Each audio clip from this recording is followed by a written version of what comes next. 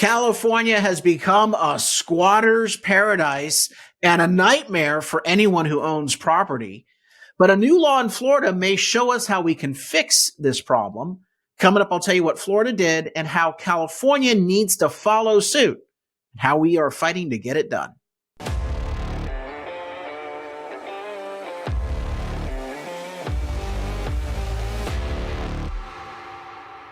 I'm Carl DeMaio, chairman of Reform California, and let me just tell you, it is an absolute nightmare to own property in California. And the politicians, California's liberal politicians at the state and local level, have made it that way. I'm not just talking about high property taxes. I'm not just talking about the crime and the grime in every neighborhood. I'm not just talking about constant regulation on what you can and cannot do with your property, infringements by hobos and bums on your private property. I'm talking about the worst possible nightmare for a property owner. Someone just simply showing up in the dead of night and declaring that your property is now their property. And in the eyes of the law in California, because the politicians have passed so many crazy laws against landowners, in the eyes of the law in California, the squatter, the criminal, has more rights than you. Now, we're talking about this nightmare that you may have seen on news or on YouTube, where people basically go around to open houses for both apartments as well as for sale, and they scout out places, or they look up on Airbnb various properties that are being rented out for a night or two.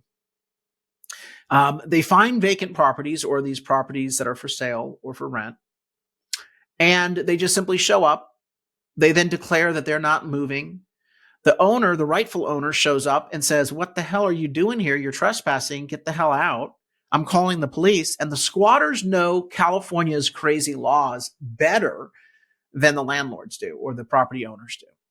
And I cannot tell you how many just insane and frustrating and just depressing stories we've heard of property owners literally having financial losses up the wazoo. They not only see their property being trashed, but they cannot get someone to move out, so they can't get rent on their property or sell their property. So they're having to pay mortgages and rent or maintenance costs and collect no money in return. And a lot of the squatters then file countersuits against the property owners for, you violated my rights this way or that way. And unfortunately, California law gives all of the authority and benefit and protection to the lawbreakers. Why are we surprised? Why are we surprised in California that California liberal Democrat politicians constantly enable and protect the criminals? Let me give you a couple stories here. And these are just a few of the many that we've been tracking. Here's this one. KTLA, it says, Airbnb nightmare. Tenant leaves Los Angeles homes after 570 days. Now, I covered this story a year ago, back in the early part of 2023. And this is when a guy rented out a separate property on his house. I think it was the Gatehouse. It had a bathroom and a kitchenette and a bedroom and all that jazz. He rented it out on Airbnb. The tenant, Elizabeth Hirschhorn, basically says, "Okay, I'm going to book a weekend at this Airbnb." But then after the weekend was up, she didn't leave, and she refused to pay any more money. And what she said was, "Well, I'm not leaving because you rented out an unpermitted guest house." And look, it doesn't matter whether the shower was permitted or not. I don't even know the specifics of it. That was the allegation. But she didn't leave for nearly 2 years. And her attorney said that she would only leave if she was paid. Are you ready for this? If she was paid $100,000 in damages. Now, mind you, she had been living scot-free, trespassing in this guest house. And this guy could do nothing to get her out. In fact, when you call police, the police say, sorry, this person under California law is physically in this house. You can't lock them out, even if they leave. And if you do anything to them, we'll arrest you. I mean, these people are property owners. And the people who are squatting are breaking the law. They're stealing from the property owners. And yet California courts and California law enforcement, because the politicians wrote the laws this way, side with the squatter. And it's very expensive to get these people out. That's why most lawyers, property attorneys, tell their landlord clients, just pay the SOB off. And then the squatter goes to another victim, finds another victim, and rinse and repeat, rinse and repeat. Here's a story from last weekend's Curbed. Headline: The Squatters of Beverly Hills. Sounds like a new reality show, right? No, it's a sad reality in California. After a fugitive doctor abandoned his mansion, an enterprising group of party throwers slid in the front door in Beverly Hills. Now, look, this is a mansion. Not that this makes it any better, but this is a mansion. It's eye-catching. The reality is a lot of these squatters, they victimize retirees and middle-class Californians who simply have a rental. And it may be something where, they're not big property owners. They're not rich. They don't have financial reserves. They don't have deep pockets. They just have a rental. They have a house or an apartment or an ADU, whatever. They're renting it out. They're trying to make a little bit of extra money, many of whom are living off of the rent. And a squatter comes along and it is financially devastating. I cannot tell you the emotion that these people are put through, the pain and suffering, the nightmare. Now, in Florida, Governor Ron DeSantis has passed a law, and it is seeking to criminally outlaw the squatting professionals. And so there's an anti-squatting professional. Professional, anti-squatting professional. This is a guy that would go around and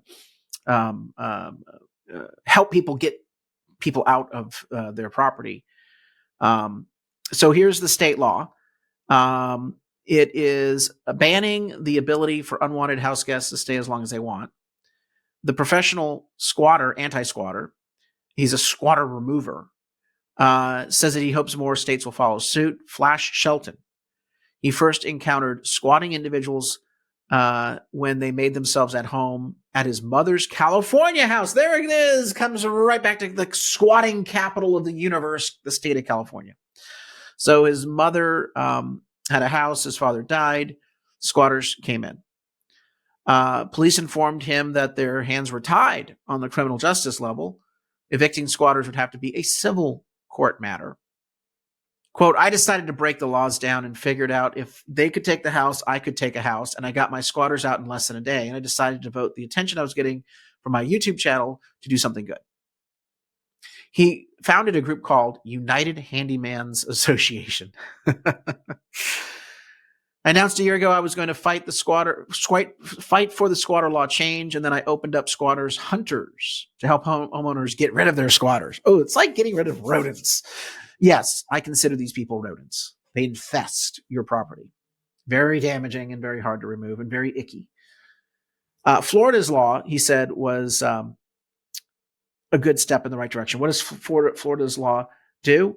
Well, it reforms the civil court eviction processes of the state of Florida.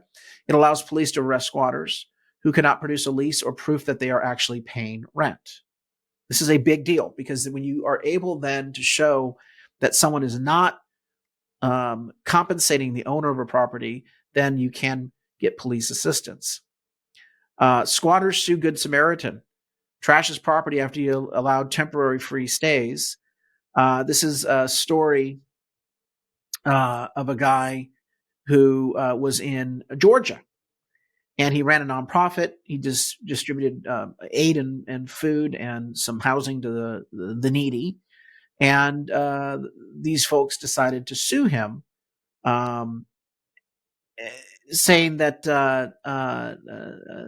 he was being unfair to them and not giving them enough benefits and not maintaining the property. He actually had to hire crews to clean up property once they ransacked it. Cost him about $10,000. One squatter tried to sue Morris for $200,000. But the guy then didn't show up in court and the case was dropped. But again, when you're sued for $200,000, you still have to hire an attorney. The attorney has to prepare a case, a response, and that's going to cost you thousands of dollars on its own.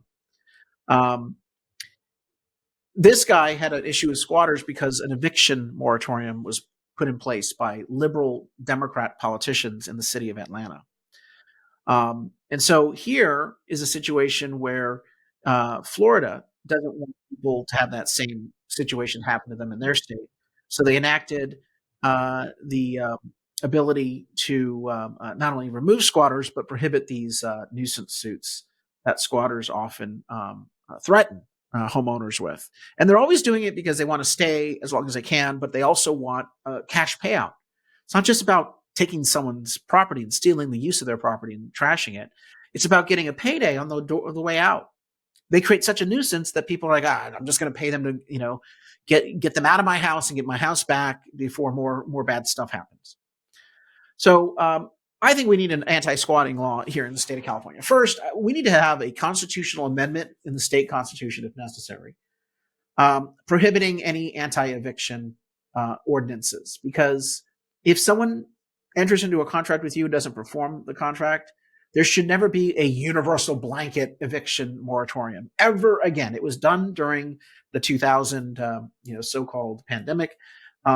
And we can never let that happen again, because I know people who were financially ruined because of those moratoriums, the eviction moratoriums. So the first thing is that we should never have a blanket eviction moratorium. Second, we need to roll back these regulations and infringements on private property rights by basically saying that, look, the state can't come in and tie property owners' hands. Right now, property owners are not allowed to ask for criminal background on people applying for jobs. They can't turn away people with bad credit if they have a Section 8 voucher. I totally disagree with that. As a property owner, you have a right to decide who you're going to contract with. You have a right to say, I want to enter into a contract with the most suitable, most reliable, most trustworthy individuals. And so, yes, as a property owner, before I enter freely into a contract, I should do some due diligence on the person I'm signing a contract with. Why is it that you can do that in every walk of life except for when you are renting property? There's no justification for that. It puts property owners in a real tough spot.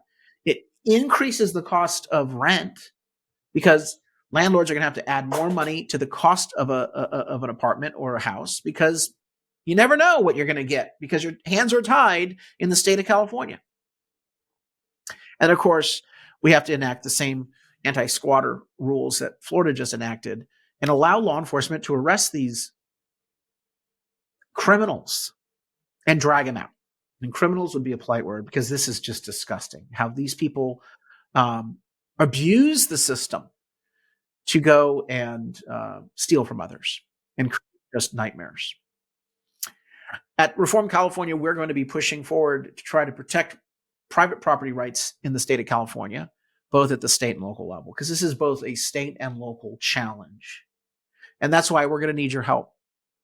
Comment in the section below. Do you think that there should be a law in California similar to Florida's that allows police officers to intervene in these property disputes? Do you think that we should allow landlords to, if they want, to do a background check and look at credit of individuals applying to enter into a contract with them to rent their property?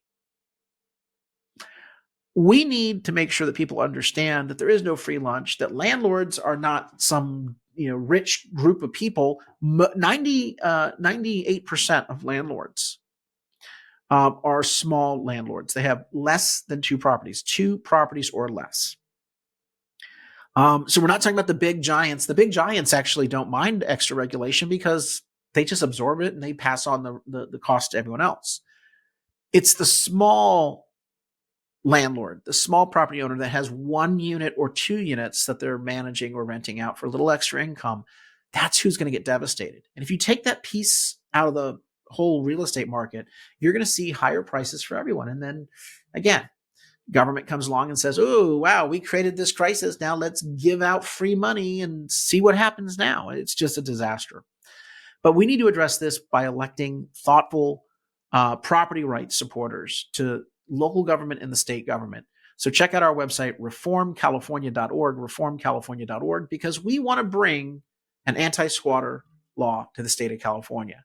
And as a candidate for state assembly in the 75th district in San Diego County, this is one of the first bills I'm going to introduce, is to give the property owners of California the rights back that they deserve and allow them to go after criminals who try to steal their property and squat.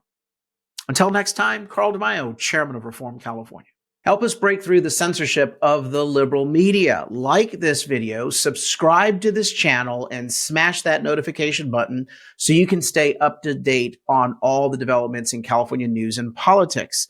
Also, please visit the website, reformcalifornia.org, for ongoing news coverage and to join one of our campaigns in the fight to take back our state.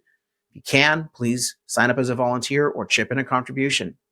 This episode of Reform California with Carl DeMaio, paid for by Carl DeMaio for State Assembly 2024.